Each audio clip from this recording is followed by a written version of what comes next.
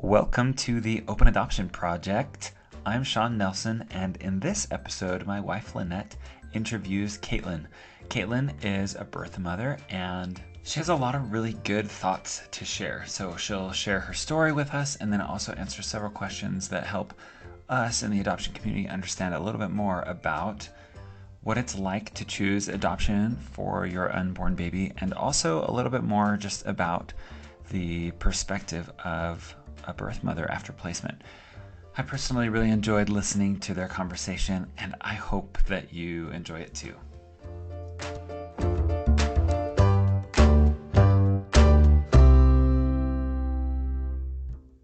Well, we are here on the podcast with Kaytlin. Thank you so much for being here with us, Kaytlin.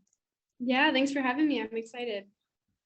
Well, to start off, can we have you introduce yourself and just share some things about you? Yeah, my name is Kaytlin Jensen. I currently live in a little town called Maricopa. It's in Arizona. I'm originally from Utah and went to school in Idaho. I'm 23 years old, and I currently work in the adoption realm. All right, so let's start off by having you share your adoption story now. Okay, awesome. So it started when I was 18 years old. I was right out of high school, brand new. I was getting ready to go to my first semester of college, and I got a new job up there. And so I figured, you know what, I'll head down a month early to get all the training and stuff out of the way. So by the time I start school, all that training will be done and I'll be good. And so when I went down there, I happened to meet an old coworker. He was someone, we were really close in age. We always flirted at work growing up. Like I was about 16, 17 when I first met him. And he noticed that I was down there and said, hey, let me show you around. I'd love to, show you around, hang out with you, that sort of thing. And I was fine with that. I thought, he was always a really nice guy. So it'd be cool to just see him. So one thing kind of led to another. We hung out more and more, and we ended up dating. And it was about, I'd say, 2 months into the relationship where I just started feeling a little weird. And I was just like, what are these weird symptoms? I'm not sure what this is. And so really quick, I went to Walmart and of course bought the cheapest pregnancy test I could and couldn't tell what it actually was reading when I read it. So I actually called my mom. I was like, hey, what are the symptoms you had when you were pregnant? And so she told me, and I realized I was having those same symptoms, and I was like, oh no. And so my mom actually set up an appointment for me at a clinic, and I did, that whole pee in a cup to see if it's positive, and lo and behold, it was positive, and so it was a little scary. I went to go tell him, and he had actually already had another child when he was about 16. So it wasn't the best reaction. And how could it be? How could it be? He was 19, I was 18, so it was a little scary for the both of us. And so told my mom, obviously, she told my dad, and then my parents just went into go mode. They were like, okay, let's go. I was 3 days into school by that time, and they immediately came down. I got out of my classes, I dropped out of school, and we got rid of all the stuff in my apartment. We packed it up, and then we took it home. And I was kind of thinking, I was like, okay, this is good. This is what we need to do. Is we need to do an adoption plan. This is where we need to go with it. And I was kind of in go mode as well, and wasn't really thinking about it. And so moved back home with my parents, still involved with the father, and still really liked him, still very cared about him. And so we kept in communication, but moved home, just started looking into options. I lived next to a small college, so my parents were like, hey, let's get you signed up for classes while you're here. You might as well be taking a couple classes, and let's look into getting a job and all this kind of stuff. So we just immediately went into like preparedness and like started to do what we could with this situation. So, but like I said, I was still involved with him, mainly just through texts and calls, since we were about 2 hours apart at that point. And when it came to my pregnancy, luckily my parents were really supportive right off the bat. They were, if you want to parent, we'll help you parent. If you want to choose adoption, then we totally understand. We'll totally support you in that realm. I personally was leaning more towards adoption. I think so was my family. My mom's adopted, and so we kind of had a little bit more experience in that realm. But I started the process and I just felt like I was shopping for a family. It was so strange. I'd get on and all these profiles would pop up and I wasn't sure what to do. And, of course, these people aren't going to put, the bad things in their life, or, we fought on Tuesday, or our kids usually throw tantrum. They're not gonna put that, which is totally understandable. But it was just really overwhelming for me. So I kind of took a step back and I was like, oh my gosh. And I was kind of in limbo for a little bit where I was like, I haven't chosen what to do. I know I'm supposed to pick a family, but I'm not sure. And I felt like it finally a little bit, I hit like this roadblock where I was like, I cannot move forward with adoption because I always had this question of what if I could make it work? What if I could keep this baby? What if I could parent? What if I could do it? What if I could fix things with the birth father? And what if I could make it work between us? Like, I can't go the route of adoption if I haven't fully explored this option as well. And I was going to do anything I could to see if I could keep the baby, I was going to make it work.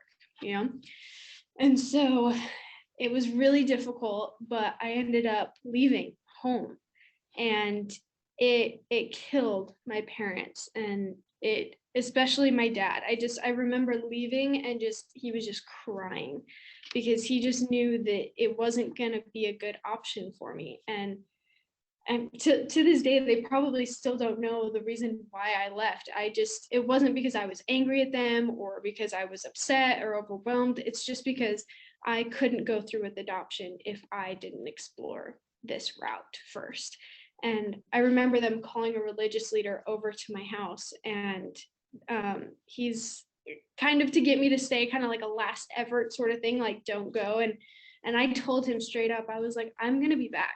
I know I'm going to be back 100%, but I have to do this. And I'm sure, people would say, or my parents would probably say that there would be an easier way to figure that out. But at that time, that's just what I needed to do, because I still really liked him.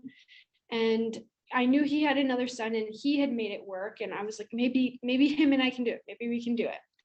So I left, went in, moved with him. And as anyone could expect, it was bad from the start. It was not good. I was working 2 jobs. I didn't take care of myself. I wasn't eating like I should have. And he really loved to party. I mean, he was 19. Can't expect any less of him, and so he loved to party. So he was gone a lot of the time. And it wasn't a good situation.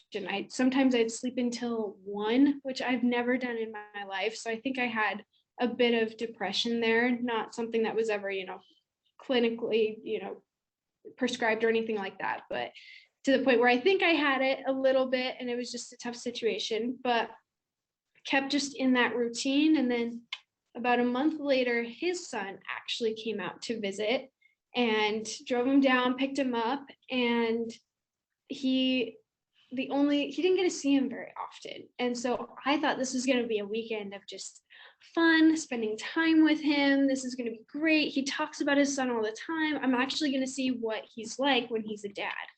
And that'll be really good for me. And it'll be really great for us. And so his son came and he just partied all night. So we were renting a room in a house, and his son and I slept in a bed and tried to sleep as best we could while he partied all night long.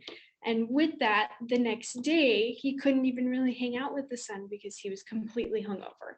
Just couldn't hang out with him, couldn't be there, was just grumpy. And I was like, oh my gosh. It was kind of a light bulb moment for me, but still not enough for me to I was like, okay, it was just one weekend, And then the next week, he left all week.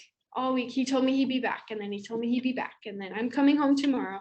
And he didn't come back. And he was doing drugs, and he was drinking and doing all the stuff that he wanted to do, but all the things that, he couldn't be a support for me because he wanted to go party.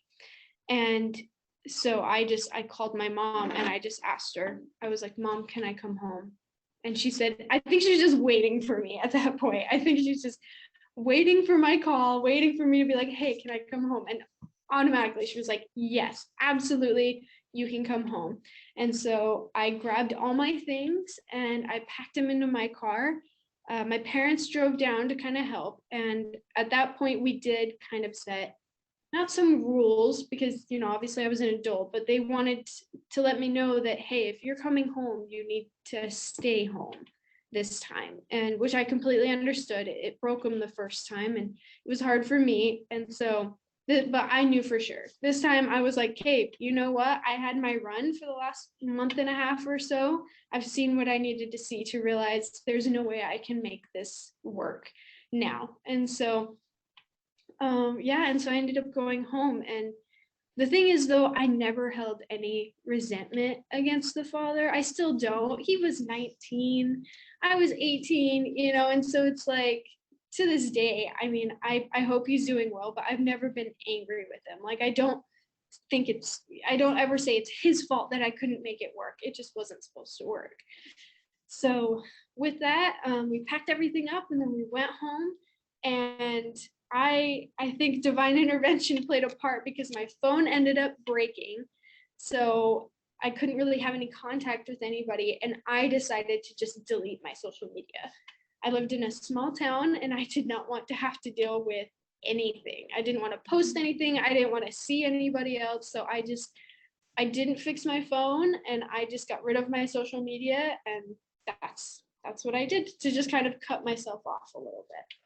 So yeah, and so I kept going. I was like, okay, I'm ready to start the process, but it still felt like shopping for a family a little bit. And I wasn't sure how to go about it. And I was kind of running out of time. And so it got to the point where people actually started reaching out to us. We didn't even have to ask, just people who wanted to adopt. And there were a couple that came and we just realized it was a little too close to home and, it wasn't going to work. And then my mom, she's a nurse and she was working and her coworker came up and said, hey, my wife and I, we just got pregnant. It was a complete accident. All of our kids are grown up. So we're looking to adopt so that this child has someone to grow up with. And we thought about it. And that one was also, too close to home. My mom she didn't want to go to work knowing that her grandchild was with her person that's sitting across the desk from her, so he understood. He was like, hey, that's totally fine. I totally get it. But let me send you someone. They've got a little ebook that they've put together and they're really great. And so we were like, okay, yeah, send it over. They sent an email and my mom and I opened it up that night and it was just a moment. It was just one of those moments that you have. And we knew it because on the last page, they had this picture of them and they were holding hands and they were walking on this railroad track and they were blurred out, but the focus was on this sign that said, waiting for you. And it had a pair of pink shoes and a pair of blue shoes. And my mom and we just looked at each other. We just cried. We were like, oh my goodness, this is so special. And I don't know why that one, out of all these other profiles, got to me, but it did. And we really loved it too, because they had already adopted another little boy. So by the time that I had mine, they would have been a year apart, which is perfect. I was like, he's gonna have someone to grow up with. He's gonna have a brother. He's gonna have a sibling. This is gonna be great. And we realized after looking back that we did have actually a ton of connections with them. They were from my hometown, but not enough connections to make it to where it was too close from home. So it worked out really well. There were a lot of details in there where we're like, oh my goodness, this is so crazy.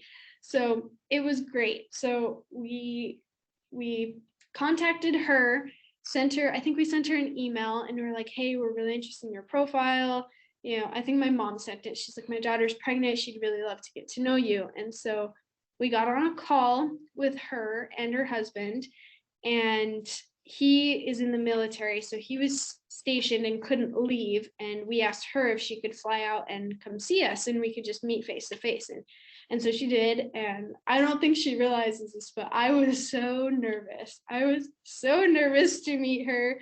And I had like these lists of questions, and it felt really intimidating to ask her these questions. And I felt really out of place. I felt like I shouldn't be the one asking these questions. This is just weird. But the whole thing went so smoothly. And we FaceTimed her husband. And so he was on the phone so he could be a part of it. And it went so well. And by the next morning, I think we sent either an email or we called them and we were like, hey, we would love for you to be a part of this journey with us and this adoption journey if you want. And they were like, absolutely. They were so excited. And so from then on, we planned some things. We would send like pregnancy pictures, or I didn't take any pictures while I was pregnant. I made sure I did not want to have any pictures at all. And then, but we would send like baby bump pictures. And so those are the only ones I have. And my mom had them. She sent them to me. So I don't even have them. My mom has them. But so we'd send things like that. They would put like the ultrasound on a Christmas card and send it out to all their family. And they were super excited. So it was a good process. And then, so finally it came down to him being due. And she flew out a month early just in case and stayed with her family. They were in the same town, so it worked out really well. And he was due mid-April. So we were kind of prepared. We're like, okay. And then I had an appointment and it didn't go as expected. My body wasn't feeding him the way he was supposed to be fed, so he wasn't growing. And so they moved the due date up a week. And I was like, okay, midweek, we're okay. It's going to be all right. And then they called me again and they said, hey, we're actually going to induce you tomorrow.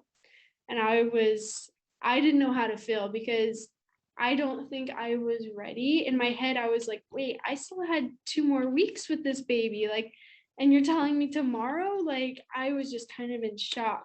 But we had to tell them because her husband was on base and needed permission to get off. And like, we're like, you need to call him and get him on a plane now because this baby is coming. And so we called her, she called him, and he was working all this stuff out, and it was crazy. And so yeah, it was a lot of rush. It was a rush within a lot of time frame where it was me trying to deal with the fact that I wasn't going to be with him as long as I thought, and then also being really excited for them, and then the stress of him getting there. So it was a lot. And then the next morning I was induced really early, and I think he was waiting for his dad to get there because I was in labor for 36 hours and I pushed for 2.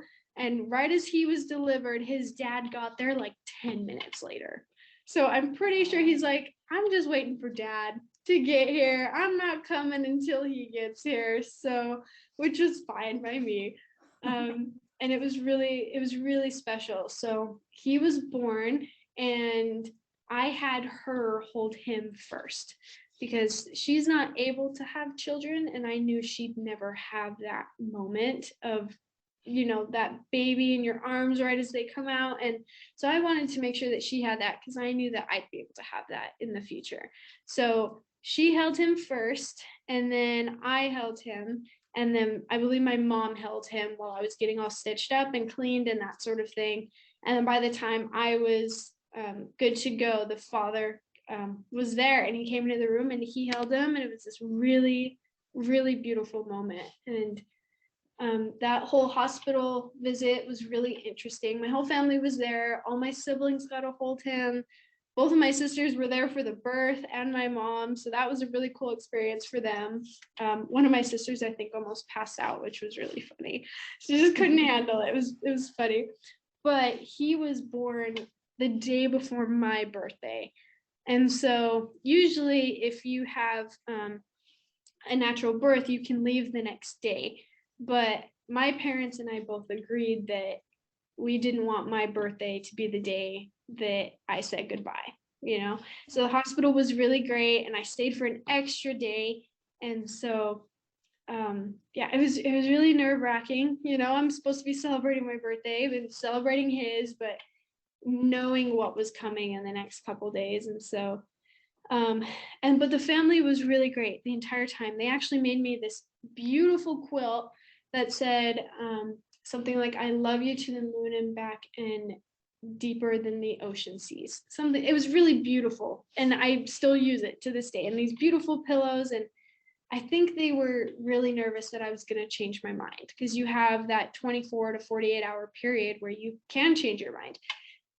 But and there's no way to like reassure them. Like, I knew that I was going to go through with the adoption, but they didn't know, and they're always worried. And but they were really great. So the next day was Saturday, and it was 10 o'clock.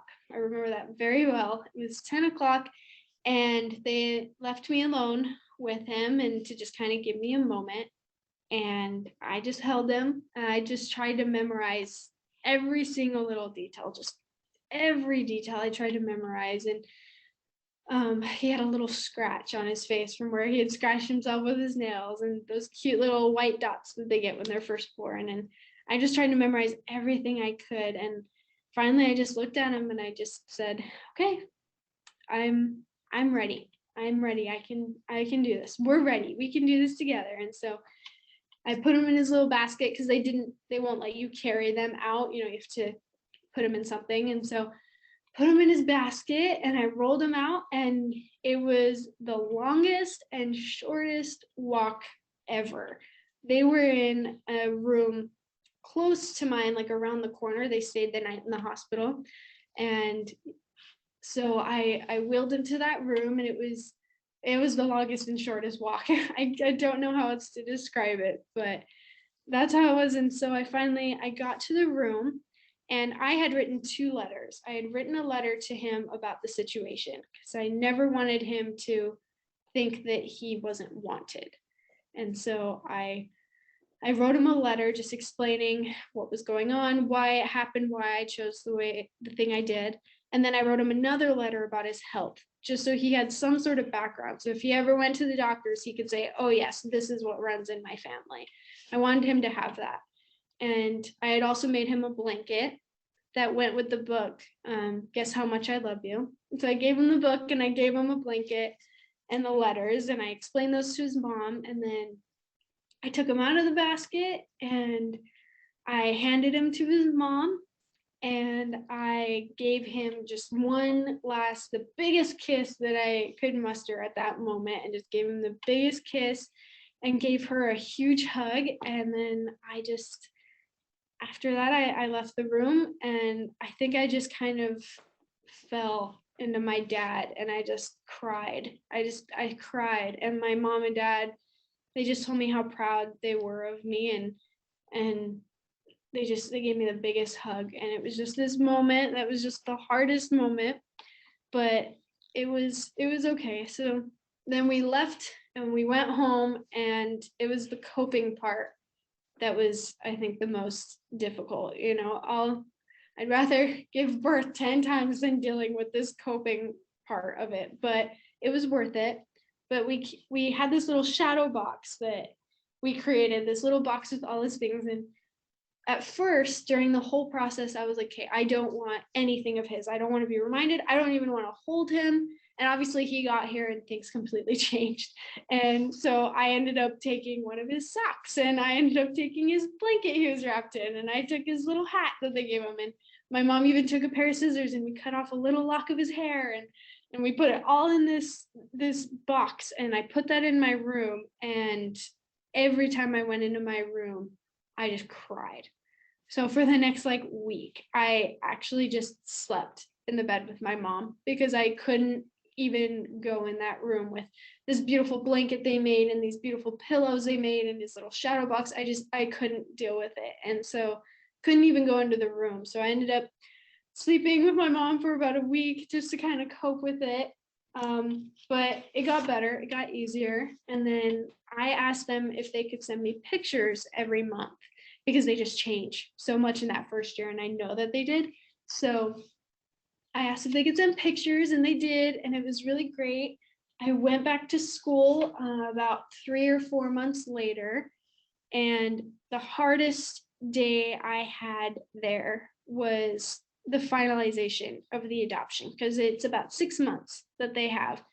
And I thought it was going to be October 31st. And I got on social media on October 30th and realized it had been that day. And so in my head, I had like one more day, not for him to be mine, but it was just that, that finalization, that moment. And I think because I wasn't mentally prepared, I was mentally prepared for it to be the next day, not that day. And so I think because I wasn't mentally prepared, I just broke. And I was living with 5 other girls at the time, and I just went into one of the bathrooms and I just cried because nobody else knew. I hadn't told any of my roommates or anything, and it was rough. That was probably the hardest day I've ever had. And since then I've been good. Since then, I haven't had a hard day like that. There are still songs that remind me of him, or moments, or when his birthday comes around. But I'm at a better place now, and I wish I would have gone to therapy or counseling sooner, because it took me a couple years to get to the point where I could deal with it in a healthy way. And since then, it's been really great. The fact that my school offered free counseling made the biggest difference to me. But now it's good. Now it's awesome. I get to see pictures all the time. I talk to his parents all the time. He's going to school, which is so weird. And I follow them on social media, so I see all of these different things that they're doing, if they go to the zoo or things like that. We wish each other happy birthdays, and they are so sweet, and they send me flowers on Mother's Day, which is the day before Mother's Day. So, and they don't have to, but they still do, because they're just the sweetest people ever. And they're very open about adoption to both of their children. So recently, she actually just told me that he actually asked for pictures of me, which I just thought was so sweet, because before that, I didn't realize he knew who I was. And now the fact that he's asking to see my picture is just the sweetest thing. So ultimately, I had a semi-open adoption. So I only talked to the adoptive parents, and that's what I chose to do.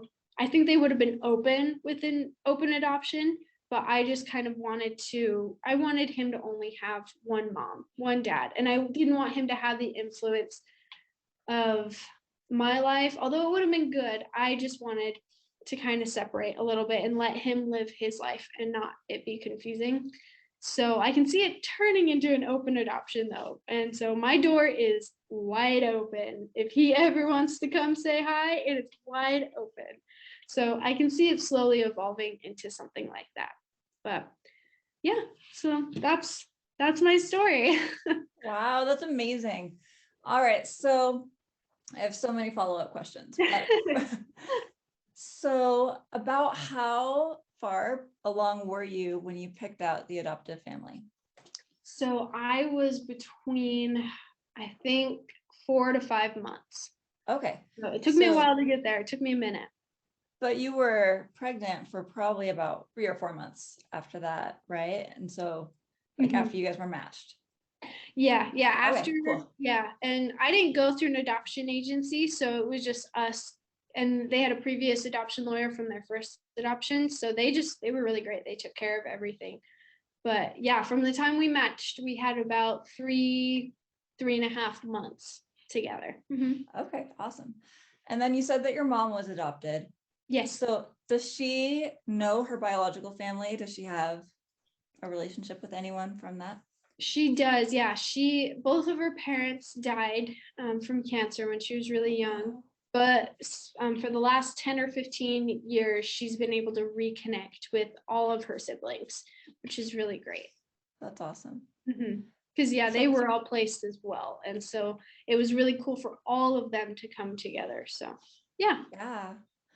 So how do you think your mom's adoption influenced your decisions as you made your adoption plan? I think it just proved to me that it worked and it could work. And that being said, I fully understand that not every adoption is a happy one, but I saw the other alternative, which was the birth father in my child's life.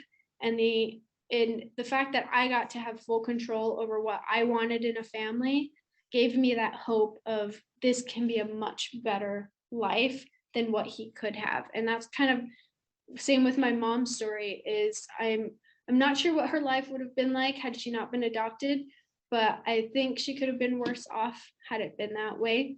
But I can see how it's benefited her in her life. And so, yeah, that played a huge part in my decision. Interesting. Awesome. All right. And then was the birth father involved at all in the adoption plan? Did he help pick a family or anything? No, not at all. To this day, I actually don't think he believes it was his kid. I can attest it definitely was his child, but yeah, that week that I left, when he kept telling me, I'll be back tomorrow, I'll be back tomorrow.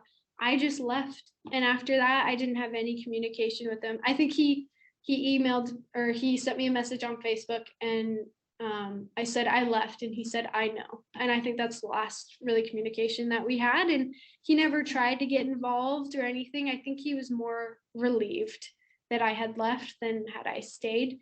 So, which I completely understand considering both his and mine situation. So yeah, he wasn't involved at all. And then you talked a little bit about therapy and how helpful that's been. Yes. And how you wish that had started sooner. Do you have any more thoughts on that you want to talk about? Yeah, I mean, I feel like before I went to therapy, I felt like I couldn't or shouldn't share that story, especially within my religious culture. That's not very like looked upon as the greatest thing. And so a lot of people, when they're closed-minded, think you're damaged or you're broken or you have this baggage, and that's what I thought. And so I just didn't want to share it. And I was so afraid because I started to date again, and I was like, when do I share this? When do I, do I share it? Do I wait till we're engaged to bring this up? Like, just all these questions. And so I wish people would understand that therapy is not a bad thing. It doesn't mean you are any less of a person if you go seek help for something you went through that was traumatic. So even if it's not traumatic to other people, it could be traumatic to you, and getting help is not a bad thing. It should be talked about more. So I wish I would have went sooner. I wish I would have had the mindset of, I'm not broken. I don't need to be fixed. It's just I need to learn how to cope with what I went through. Mm-hmm. So do you feel like you share your story more now, or do you keep it more quiet still and just share it with people who you feel? Oh, I definitely share it. I definitely share it. Yeah. I mean, I work for adoption.com, and I work in the birth mother realm. So if a woman comes to us and she finds herself with an unplanned pregnancy, then I help her get to an adoption plan if that's what she wants to do. And a lot of the time she asks me about my story. And I've also shared my story on my social media.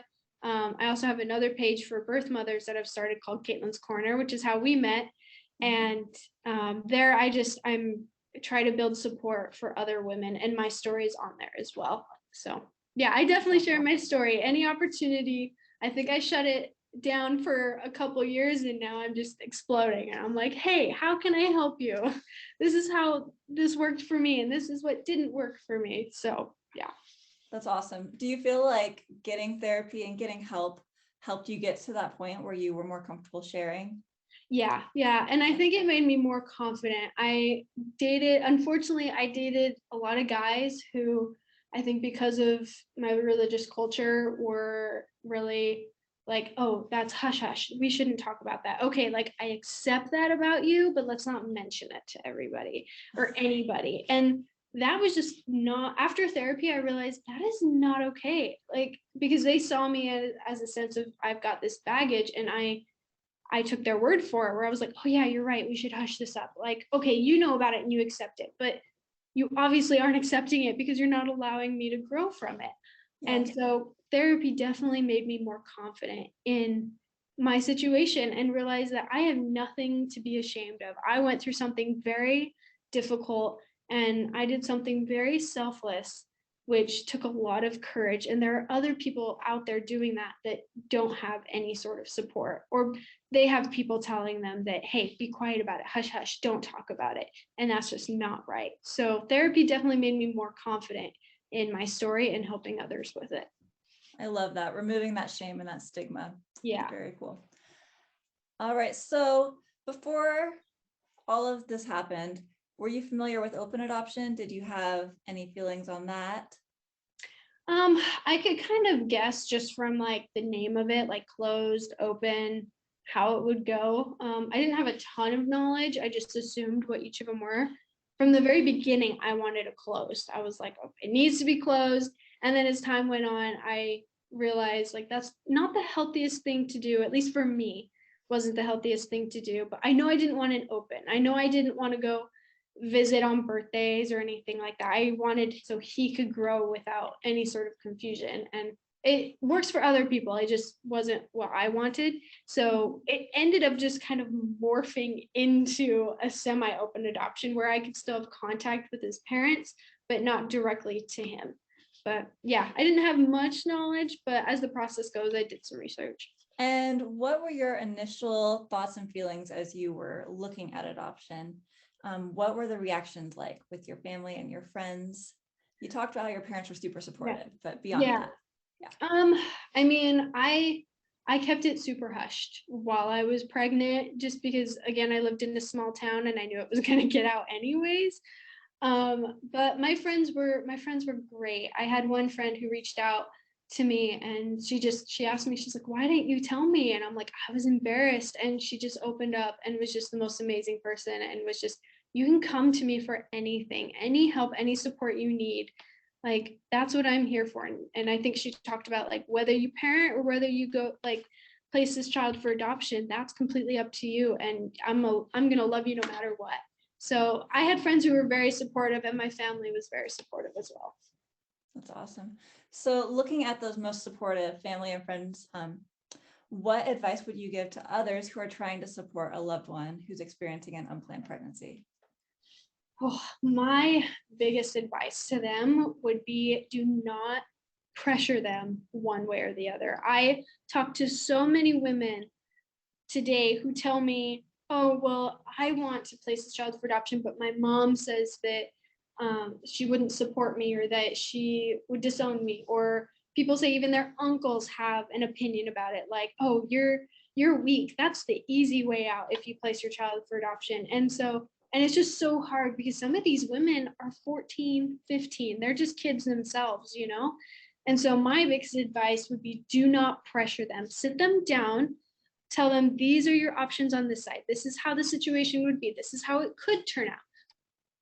Whereas if you go this way, this is how it could be. Like, sit down with them and help them make an educated and personal and sensitive decision, but do not pressure them either way, because ultimately it is not your decision, it is theirs, and you need to support them no matter what direction they go.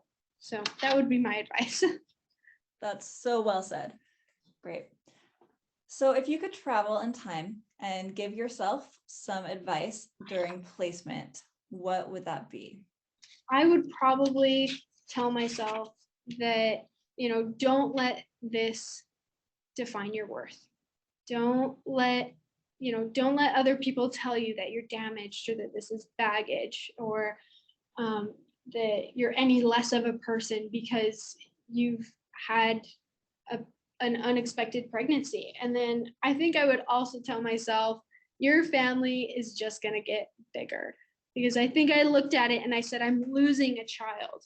You're losing someone. And when in reality, I literally just gained a whole family. And whenever I see them, they give me the biggest hug. Like if I see his grandparents every now and then, they'll give me the biggest hug. Like, I did not lose anybody. I literally gained an entire family. So I wish I could go back in time and tell myself, hey, this is going to work. Don't let this define your worth. And your family's just going to get bigger. You're just going to have more people to love. So it's going to be okay. Beautiful. All right. So how has your relationship with your child and their adopted family evolved over time? I know that you said it's semi-open and you talked about how you have some contact. Has that changed at all or has it stayed pretty much the same? It stayed pretty much the same, where we just kind of they'll send things to me, or like, hey, he's his first day of school, or I'll tell them happy birthday, or that sort of thing, and we just kind of communicate that way. It's usually just through like text. And so, but I can see it right now. They're actually in Europe because that's where he's stationed, and so they're pretty far away. So, but I can see as time goes on and as he gets older, I can see us being more involved. I can see him and I meeting, and I can see us spending time together. I can see me going to his wedding or a graduation, things like that as time goes on. So I know it might not be the case, and I was fully prepared for that when I did a semi-open, but with how amazing this family is and how open they just already are, I can definitely see that being a possibility. I love that. So what advice would you give to others who are navigating these relationships in adoption, and how to make the relationship work? I just say that you should be supportive, and my biggest thing is counseling and therapy. There's nothing wrong with it. And so I definitely think you kind of navigate through it and face all these different challenges and stuff like that, that it's okay to get help.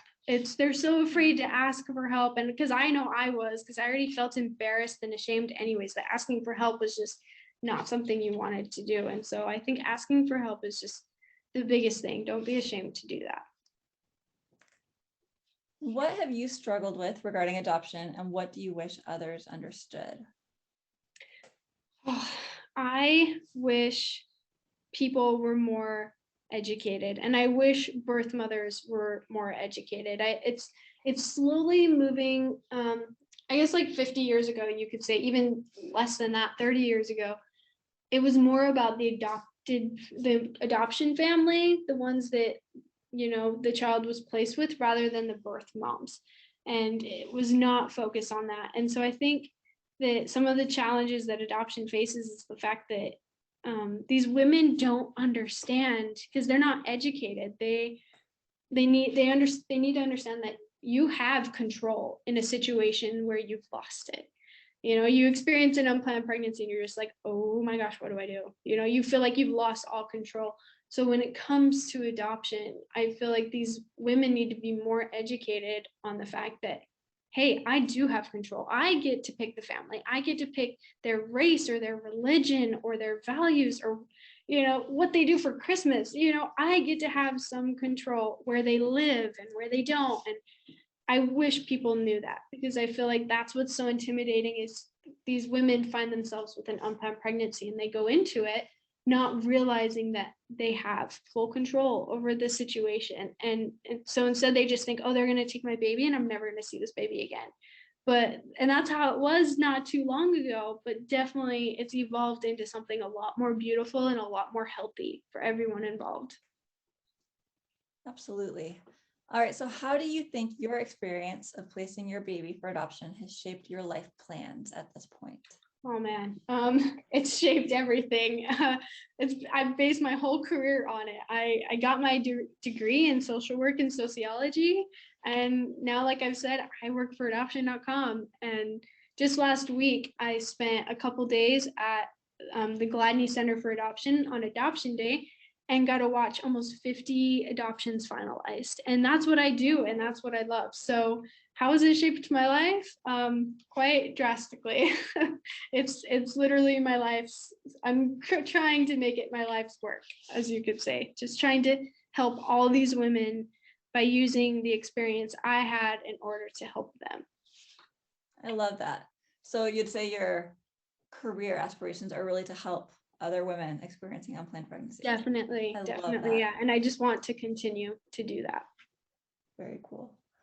All right. So what do you think some of the biggest challenges that the adoption community faces are? I think it's just back to the fact that people aren't educated. I wish that, people understood what adoption was, because if you look back, like I said, years ago, it was something that wasn't, the best situation. But in today's world, we can, due to the fact that people have studied it and they've studied birth mothers and they've studied what happens to a birth mother after her child is placed, and they realize that all these closed adoptions from way back when really destroyed these women, and how having an open adoption or semi-open, or having an adoption plan that you are in control of, even if it is closed, if that's what you want, how to cope with it. And the fact that people are more open, I feel like it's just not taught.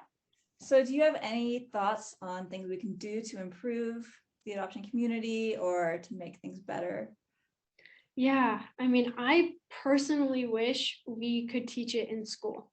I really wish we could teach it in school, because we teach about sex ed, and obviously unplanned pregnancies happen because that concept just wasn't grasped. Or for me, I was told I couldn't have children, so it didn't seem like a precaution I needed to take. And so, that you run into these situations where like, I didn't even think I had to worry about sex ed, but obviously I did, but now it's too late.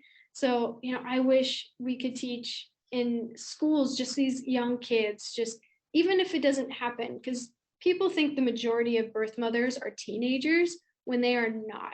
The majority of women I talk to are between the ages of, I'd say, 22 to 35, actually. And I've even had women who are in their 40s come to me. And so, but I wish if they had known from a younger age what the adoption process looked like and what would happen and what control you have in a situation if it does happen, then I feel like the process would be less intimidating. So I feel like we teach sex ed in school, but we don't teach up the backups. We don't go in with Planned Parenthood if that's what they want to do. We don't go in with adoption. And so when it does happen and the whole sex ed talk doesn't work, they're not sure what to do. So I feel like if we were allowed to educate kids at a younger age, it would be less intimidating if it were to happen to them. Quick question. So what you said, you were told that you wouldn't be able to have kids? Yeah. I have a lot of ovarian cysts, and ovarian cancer runs in my family. And so I was told, hey, due to the mass amount of your ovarian cysts, you probably will not be able to have children. So I went to school thinking, hey, this isn't something I need to take a precaution with, because I was told that it couldn't happen anyways. And so I also wasn't very educated as I should have. I feel like people should be more open as well with women and their cycles and how they work and what to track and what not to track and when to track, because it's those things that probably, had I known, I mean, at least I would have been more aware about it. But I feel like luckily that's slowly becoming a subject that's not so hush hush, but it definitely was. And I feel like that would be something else that we could be like, hey, if you don't want to experience an unplanned pregnancy, here's some things to know, Mm-hmm. So yeah, I think it's just education. We just need to educate people, because things have changed so drastically in the last 30, 50 years. And so we need to reamp, hey, this is actually how it is. This is how it used to be, but it's changed. I love that. Education, empowering women. Yeah. That's awesome. All right. Is there anything else that you want to talk about? No, I just thank you for allowing me to have this opportunity. It was great, and I really appreciate you giving me a platform that I'm able to share such a special and sacred experience to me. Well, we really, really appreciate you opening up and sharing your story. It's beautiful, and we really are going to enjoy sharing this with our listeners. Thank you. I'm excited. Awesome.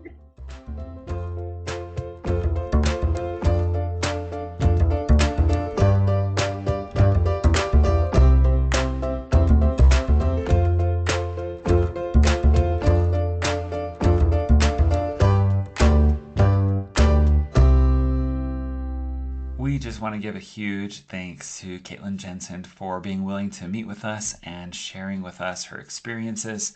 So grateful for her openness and for her life's work now to improve adoption and the experience that expectant mothers and birth mothers are having.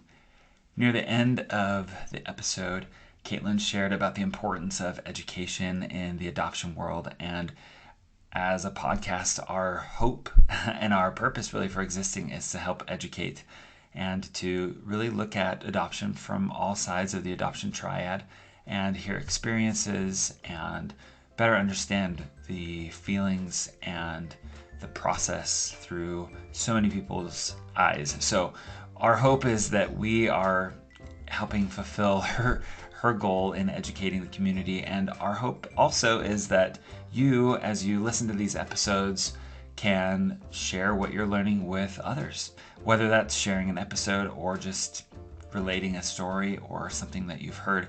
The more that we can share, the more that we'll improve the knowledge about the adoption community, and I think the better in the end we'll be able to make the experience for adoptees. Thank you so much for listening to this episode of the Open Adoption Project podcast. We'll be back with a new episode next week.